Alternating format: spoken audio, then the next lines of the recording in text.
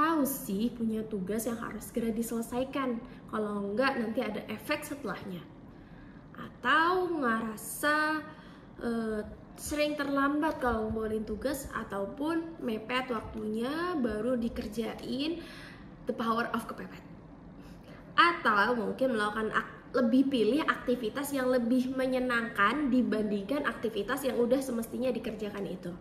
Kalau kamu punya ciri-ciri dari hal-hal tersebut, bisa jadi kamu termasuk orang-orang dengan prokrastinasi. Well, sebetulnya aku pun masih punya banyak PR, sangat-sangat punya PR terkait dengan prokrastinasi ini. Ditambah zaman sekarang tuh rasanya distraksi makin banyak ya. Ada HP baterai habis bisa ganti tab atau laptop atau yang lain gitu. Jadi kayak distraksi di zaman disruption ini tuh mindful, fokus untuk mengerjakan dan menuntaskan tanpa prokrastinasi itu adalah suatu hal yang berharga gitu ya, rasanya mahal rasanya. Nah makanya jangan sampai kita menjadi seorang yang prokrastinasi dan terjebak di dalamnya sampai kita susah keluar. Ngaruhnya apa? Nanti bisa jadi kita jadi tidak dipercaya, jadi nggak integritas, jadi kita nggak perform dalam pekerjaan dan juga di amanah kita, misalnya di pembelajaran gitu. Jadi kita nggak dapet prestasi terbaik, padahal kita sebenarnya mampu, cuma karena kita belum mau memaksakan diri untuk keluar dari prokrastinasi, akhirnya efeknya kemana-mana. Semoga kita nggak jadi orang-orang yang terjebak pada prokrastinasi ya, terutama khususnya pada diri aku. Karena aku bikin video ini adalah salah satunya untuk mengingatkan diri aku bahwa yuk kita mulai, yuk kita berubah, yuk kita hilangkan kebiasaan prokrastinasi ini, karena itu bisa ngaruh ke banyak hal, bahkan bisa sampai kamu nggak dipercaya, kamu udah nggak akan diberi amanah lagi, orang jadi males sama kamu karena sering menunda dan sering mengulur janjinya tidak ditepati dan lain sebagainya. Tentu itu suatu hal yang nggak enak ya rasanya kalau itu benar-benar jadi cap di diri kita. Jangan sama dia tuh orangnya lambat. Jangan sama dia, tugasnya sering telat, atau mungkin nggak amanah dan lain sebagainya. Semoga itu tidak benar-benar terjadi karena itu mengerikan. Belum lagi kalau misalnya lagi skripsian terus ditunda terus, akhirnya nambah semester, nambah bayaran. Habis itu harusnya udah harusnya yang bisa ngejar skripsi bisa lulus segera, bisa segera fokus kerja dan urusan lain atau mungkin studi lanjutan, tapi malah terjebak di situ dan terbuang waktu, terbuang uang, terbuang kesempatan. Mungkin akan ada rezeki yang sebenarnya akan datang, cuman karena menunda sehingga rezeki itu nggak jadi datang, dan banyak hal lainnya. Aku berharap semoga kita semua bisa keluar dari prokrastinasi ini, karena dalam buku kitab anti penundaan Coach Darmawan Aji di situ disebutin juga bahwa banyak banget, mayoritas, bahkan sampai mayoritas, lebih dari 50% angkanya orang itu melakukan prokrastinasi atau penundaan. Itu kan kayak banyak banget ya angkanya ya. Nah maka ternyata kamu nggak sendirian, aku nggak sendirian, kita semua bareng-bareng ayo keluar dari prokrastinasi. Karena kalau kitanya keluar dari prokrastinasi, tentunya kita akan sama-sama berprestasi dan harapannya semoga menghasilkan performa terbaik atas apapun amanah yang kita sedang jalani gitu. Terus pertanyaannya mulai dari mana nih? Mulai dari yang paling mudah dulu.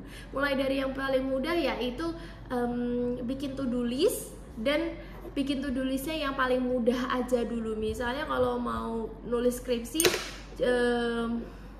bisa mulai dengan mengumpulkan 10 jurnal gitu kan, atau 5 jurnal, atau membaca 5 menit jurnal. Itu kan 5 menit kan nggak lama kan. Kalau aku triknya bisa juga pakai timer. Nah nanti ketika mulai dari mudah, otak kita kan oh iya nih gampang nih, coba nih gitu. Tapi kalau langsung berat, otak kita itu cenderung pengen menghindar gitu. Karena kita tuh, kalau dalam video yang pernah aku tonton juga, kita itu manusia tuh otaknya tuh diciptakan untuk menghemat energi gitu. Jadi pengennya energinya hemat aja, pengennya nggak usah banyak-banyak mengeluarkan energi kalau ada opsi yang lebih mudah gitu. Jadi kitanya menstrategikan biar otak kita nggak menghindar dulu, jadi pakai cara yang mudah. Kemudian hilangkan distraksi. Hilangkan distraksi apa? Misalnya HP, laptop, iPad atau apa yang itu bisa mendistraksi, itu dijauhkan dulu. Kita fokus sama pekerjaan kita yang sudah kita rencanakan. Just sesimpel lakuin aja tanpa banyak membayangkan nanti kalau sulit gimana, nanti kalau nggak bisa gimana. Itu nggak usah dipikirin, karena seringkali kadang-kadang lebih seringnya itu ya bahwa kesulitan yang kita bayangin itu nggak benar-benar terjadi. Kesulitan yang kita anggap itu sulit gitu ya, kita mau mulai sesuatu tapi ternyata kita dalam anggapan kita itu sulit, ternyata nggak benar-benar terjadi gitu. Jadi jangan sampai anggapan kita terjebak dalam anggapan dan pikiran negatif, padahal itu nggak benar-benar terjadi ketika kita coba lakukan. Jadi tugas kita ya udah lakuin aja, nggak usah terlalu banyak mikir, nggak usah dibayangin, udah pokoknya tugas kita jalanin aja. Terserah gimana hasilnya nanti belakang, yang penting kita fokus pada proses. Dan kemudian yang tadi yang pertama adalah mulai dari yang termudah, yang kedua hilangkan distraksi, yang ketiga jalanin aja, nggak usah banyak mikir, dan yang keempat adalah jangan nunggu mood. Jadi lakukan meskipun itu lagi nggak mood banget gitu. Jadi belajar untuk disiplin. Jadi misalnya kita pengen baca tiap hari, ya 5 menit setiap hari, apapun kondisinya paksain. Kalau kita coba recall memori kita, mungkin waktu kita kecil sebagai seorang muslim kita dibiasakan untuk sholat gitu.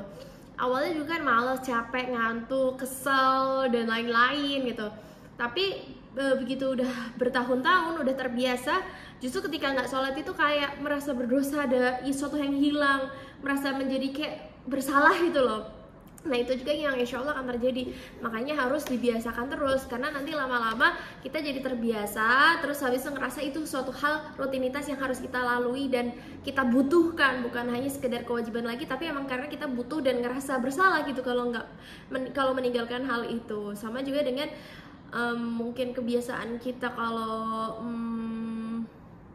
kebiasaan-kebiasaan kecil lainnya lah ya gitu ya. Nah itu harus dibiasakan, caranya didisiplinkan, lakukan aja.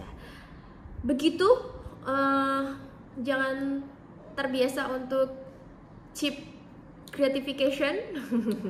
Jadi terlalu mudah untuk memberi kesenangan sehingga hormon kebahagiaan kita banjir, lebih mudah didapatkan dari gadget.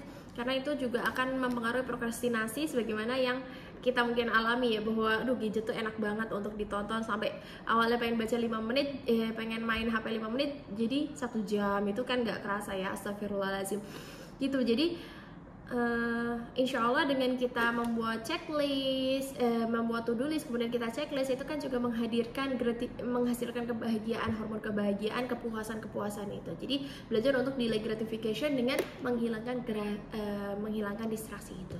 Itu aja, terima kasih banyak, sampai berjumpa kembali di video aku. Dadah, semoga Allah berikan kita kemudahan untuk menghilangkan penundaan, karena sebagai seorang muslim, amal kita akan maksimal ketika kita menggunakan waktu sebaik-baiknya, kata Ustazah Diah di dalam video ceramahnya. Terima kasih. Assalamualaikum warahmatullahi wabarakatuh.